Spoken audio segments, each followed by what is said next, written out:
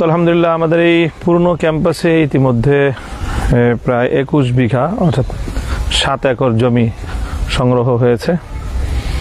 এখন আমরা যে মসজিদের জন্য যেই জায়গাটায় আমরা মাস্টার প্ল্যান অনুযায়ী মসজিদের প্রাক্কলন করেছি, সেই জায়গাটায় মসজিদের নির্মাণ কাজে আমরা হাত শুরু করতে মনস্থ করেছি। এর জন্য আমাদের প্রথম চ্যালেঞ্জ ছিল জমি সংগ্রহ করা। তো জরুরি এবং একেবারে অনিবার্য জমিটুকু সংগ্রহ হয়েছে। এরপর দ্বিতীয় চ্যালেঞ্জ হলো আমাদের এই জায়গাটুকু ভরাট করা। এখানে অনেক নিচু জমি, লো ল্যান্ড, প্রায় 10 থেকে 12 ফিট এখানে বালু ফেলতে হবে। বালু ফেলে ভরাট করে তারপরে সেখানে আমরা মসজিদের কার্যক্রম শুরু করব। আলহামদুলিল্লাহ আজ আমাদের এই মসজিদের জমি ভরাটের কার্যক্রম আমরা আনুষ্ঠানিকভাবে শুরু করেছি।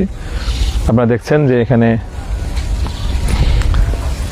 আমাদের পাশেই ধলেশ্বরী নদী, এই নদী থেকে ড্রেজারে মাধ্যমে বালু কাট করে এনে আমরা বলগেট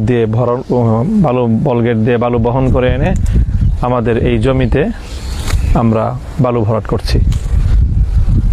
আল্লাহ চাহেন তো ইনশাল্লাহ এই আসন্ন কোরবানির আগেই আমাদের বালু ভরাট সম্পন্ন হবে, অথবা আর যদি ঈদের আগে সম্পন্ন নাও করতে পারি, ঈদের পরপর বালু ভরাট সম্পন্ন হবে। এখানে প্রায় এই মুহূর্তে আমাদের 2 বিঘার বেশি জমি পূর্ণ এই মসজিদের জন্য উঁচু করতে হবে।